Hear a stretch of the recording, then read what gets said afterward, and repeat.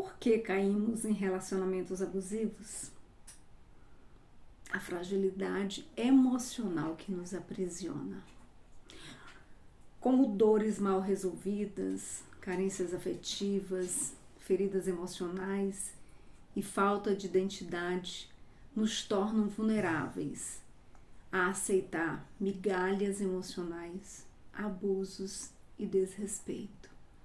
E eu já te adianto que isso não é culpa da pessoa, mas é uma consequência de uma história de vida com traumas, com ausências, de não saber exatamente quem ela é. Muitas vezes, consequências da falta de conhecimento, de autoconhecimento. Mas há cura, tá? Há restauração, há saída. Seja muito bem-vinda ao meu canal. Hoje nós vamos conversar sobre algo que talvez você nunca tenha parado para refletir. Por que nos tornamos vulneráveis a relacionamentos abusivos? Eu sou Sandra Pantaleão e aqui neste canal nós falamos de cura emocional, de autoestima, de restauração da nossa vida à luz da fé. E aqui não falamos de pessoas curadas, de mulheres curadas, não. Nós aqui falamos de processos.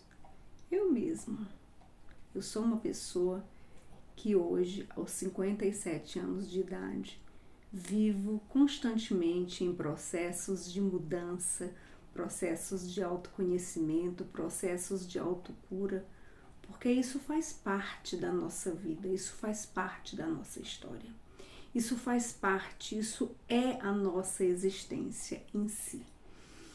Nós não somos prontos, nós não nascemos prontos.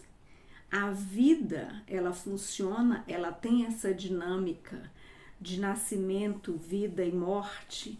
E é nesse processo de vida que nós vamos nos conhecendo, nos formatando, formando a nossa personalidade, vamos vivendo, convivendo, contribuindo e vamos experimentando as mais diversas situações, umas agradáveis, outras não. O fato é que tudo que a gente vivencia contribui para a nossa construção. E saibam, muitas vezes é necessário que nós é necessário que a gente desconstrua para que a gente possa construir, né? Nem sempre é como uma reforma numa residência. Às vezes você compra uma casa, a casa não está do jeito que você quer, ou ela está um pouco velhinha, ou foi aquilo que o dinheiro deu para você conseguir. Ok, aos poucos você vai fazendo uma reforma. Mas não necessariamente você tem que destruir a casa, você tem que botar ela no chão. Às vezes a partir dali você vai reconstruindo. Mas conosco não é assim que funciona. Se a gente não desconstruir conceitos, se a gente não desconstruir alguns paradigmas, a gente não consegue se reconstruir. A gente não consegue vencer isso aí, né? Então, muitas mulheres, elas chegam ao fundo do poço e elas não entendem como é que elas foram parar em relações que só lhe trouxeram dor, humilhação, sofrimento. E olha, isso não é algo que acontece simplesmente do nada, né? Eu vou aqui falar sobre alguns pilares da fragilidade emocional, tá? Eu fiz aqui uma anotação de alguns pontos para a gente ir falando, né, sobre cada um deles. Então, o primeiro pilar, né, que eu trouxe aqui nesse momento foi a questão da carência afetiva desde a infância. Olha, isso não é fácil, isso não é brincadeira. Nós sabemos que a nossa infância, ela determina muito da vida que nós temos. ela determina muito a nossa atual condição, a nossa fase adulta, né? Então, às vezes, a gente sofreu abandono de pai, de mãe, né? Muitas vezes essa carência, esse buraco, esse vazio que o nosso pai ou a nossa mãe deixou, e que nem sempre é um vazio físico, tá? Nós estamos falando aqui de vazio emocional, porque às vezes você conviveu com seu pai e com a sua mãe, mas não foi uma relação saudável, não foi uma relação de contribuição. Nós sabemos que ninguém é perfeito, não existe receita para se criar um filho, mas também, assim como não existe receita de educação, isso também é uma coisa que a gente vai aprendendo com o tempo, a gente vai aprimorando. Isso depende muito de cada um de nós, depende da nossa maturidade, porque isso não depende de idade. Uma coisa que eu aprendi na minha vida é que maturidade não tem nada a ver com idade. Maturidade é uma escolha. Você pode escolher ser uma pessoa madura com 30 anos, com 20 anos, com 25 anos. Tem tantos jovens maduros. Você pode escolher ser uma pessoa de 40, 50, 60 e agir como um adolescente e não escolher o amadurecimento. Então, essa maturação, ela é uma escolha, porque a vida que a gente tem, os caminhos que a gente escolhe para traçar na vida vão determinando, né? Eles vão contribuindo. Então, nem sempre a relação desse pai e dessa mãe com os filhos foi uma relação saudável. Fato. E isso é a coisa mais comum. E eu não estou aqui julgando ninguém. Não estou julgando que o pai, a mãe de fulano, de ciclano, muito menos os meus. Porque eu também entendi que na vida cada um dá aquilo que tem. E que os nossos pais nos educam muitas vezes nos dando o melhor que eles têm, o melhor que eles podem. Eles nos educam com aquilo que eles têm no momento. Como eu eduquei os meus filhos, não foi a melhor educação do mundo, mas eu tenho certeza que não foi a pior. E eu eduquei 3 filhos com o melhor que eu tinha. E às vezes a gente acerta, e às vezes a gente erra. Nem sempre os resultados saem do jeitinho que a gente pensa que é. Nem sempre os resultados vão ser exatamente aquilo que a gente pensou, né? Então, essa carência afetiva, ela contribui muito para que as pessoas se apeguem a qualquer pessoa que aparece na sua vida, para ser companheiro, companheira, para casar, para ennoivar, sabe? As pessoas vivem hoje num nível de carência tão intenso, tão intenso. Elas precisam tanto preencher aquela lacuna, preencher aquele vazio do pai, da mãe. E isso se confunde. E ela busca nesse homem ou nessa mulher, essa pessoa busca num companheiro o preenchimento dessa lacuna, o preenchimento desse vazio. Só que tem uma coisa, gente. Ninguém tem a obrigação de preencher o vazio de ninguém. E ninguém sabe das dores que você passou na sua infância. E muitas vezes, pelo fato de você estar tão carente, você não tem critérios para selecionar uma pessoa. E às vezes você fala, mas o mundo não tem mais gente boa, não. Primeiro que aparecer, eu vou. Então, assim, se você não tem critérios, sabe? Se você não determina exatamente que tipo de pessoa que você quer para sua vida e impõe para você mesmo um limite, que se eu não achar essa pessoa, se eu não conhecer uma pessoa que seja compatível com aquilo que eu mereço, com aquilo que eu desejo, eu prefiro ficar só. as pessoas não pensam assim. Normalmente elas aceitam qualquer critério, qualquer coisa, ela aceita qualquer situação para simplesmente não estar sozinha. Gente, isso é terrível. Isso é uma falta de valorização, sabe? É você não se amar. Além de não se conhecer, não se amar. Um segundo pilar de fragilidade emocional que eu elenquei aqui foi a necessidade de aceitação e validação. Tem pessoas que não conseguem se ver solteiras. Tem pessoas que não conseguem ir numa festa solteiro. Não conseguem sair sem estar acompanhado. Tem pessoas que não conseguem se divertir sem estar com um namorado ou uma namorada. Tem pessoas que não conseguem sair só com amigos, amigas, para tomar um café, tomar um chá, tomar um chopp, jantar fora, almoçar. Tem pessoas que não conhecem o prazer de estar sozinhos. Tem gente que não sabe, não conhece o prazer de chegar num restaurante e jantar sozinho, de tomar um café. Tem gente que não conhece o prazer da própria companhia, porque essa pessoa não se conhece, porque ela não sabe o valor que ela tem. Então ela precisa de um outro para validar essa pessoa. Ela não sabe, ela não se valida, ela não se basta, porque ela não se conhece e porque ela não está bem.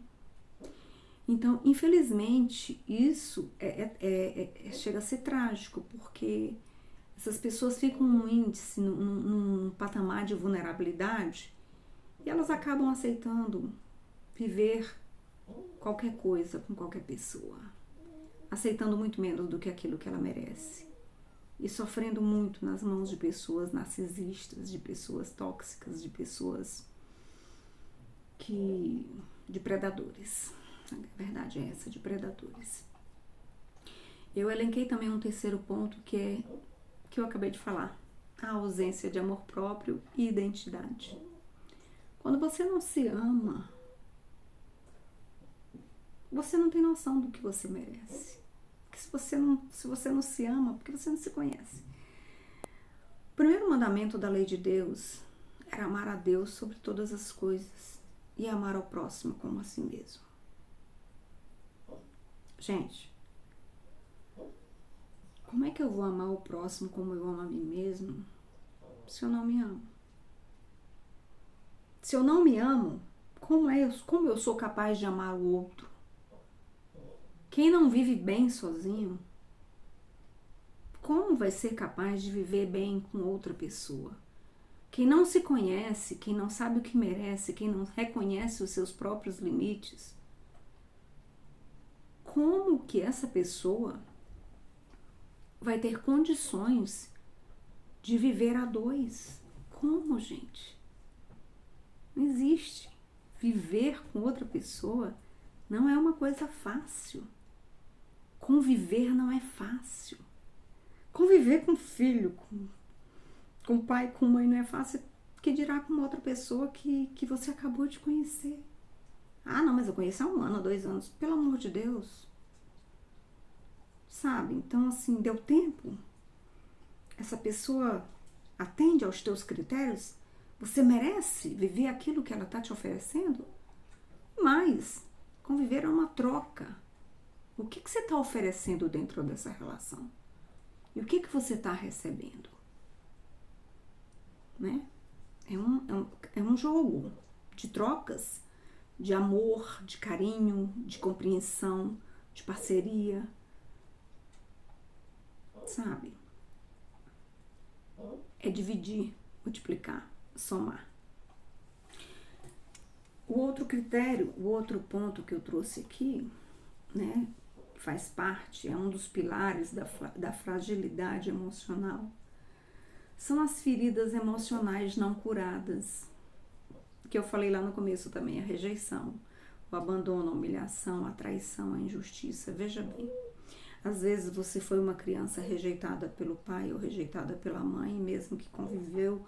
Às vezes você veio de antigamente, tinha muito essa coisa, a pessoa tinha 3, 4 filhos e ela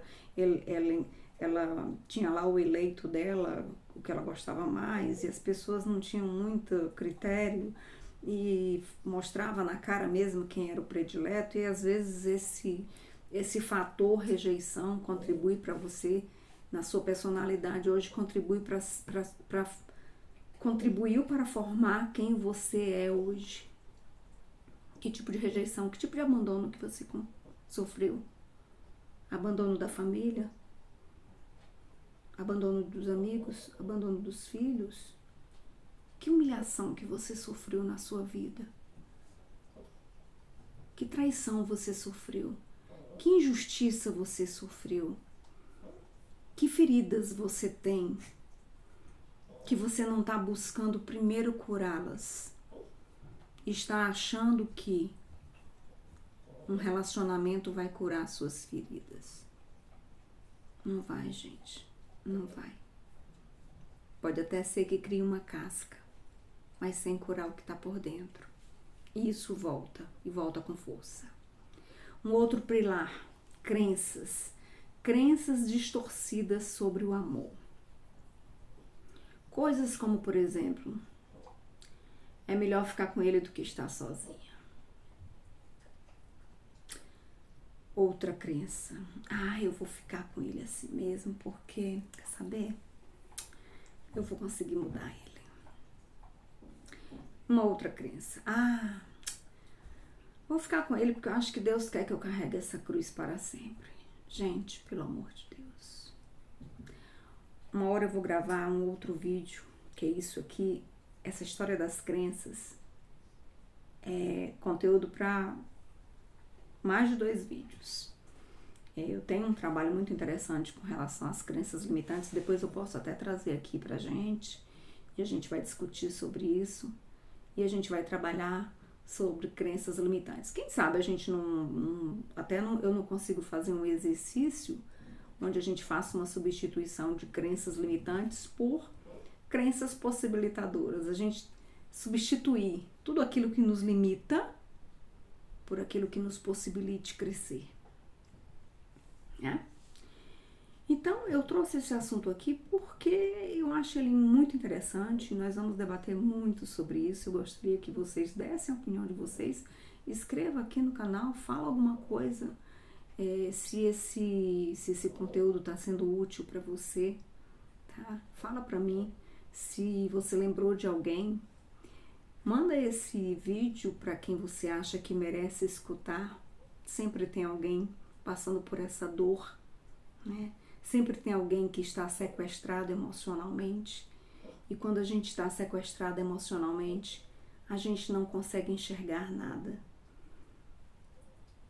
A gente está doente. E aqui eu vou deixar uma mensagem de esperança, uma mensagem espiritual, onde diz o seguinte: Deus não te criou para você viver assim. Você não foi feito para mendigar amor. Você não foi feita para viver presa numa relação que adoece sua alma e destrói a sua paz. Não. Existe um caminho de cura, sim, de restauração, de reencontro com quem você é de verdade. Se isso faz sentido para você, não se sinta sozinha, tá? Deixa aqui nos comentários se você percebeu, né? Se essas feridas existem na sua história. E se você quiser, a gente pode caminhar muito juntas aqui nesse canal, nesse processo de cura, tá? Então, se inscreve no canal. Se você gostou desse vídeo, dê o seu like, encaminhe esse vídeo para outras pessoas e vamos interagir. Fala para mim o que é que você sentiu, o que é que você percebeu, e de repente coisas que vocês venham a escrever aqui podem gerar outros temas, tá bom? Então eu te espero no próximo vídeo, onde a gente vai começar a falar também sobre outros tipos de relacionamento abusivo. A gente vai falar como a gente pode identificar que está dentro de um relacionamento abusivo, tá bom? Então eu tô aqui, até o próximo vídeo. Tô pretendendo deixar 2 vídeos por semana, sempre nas terças e quintas, tá bom? Então que Deus abençoe a sua vida e até o próximo vídeo.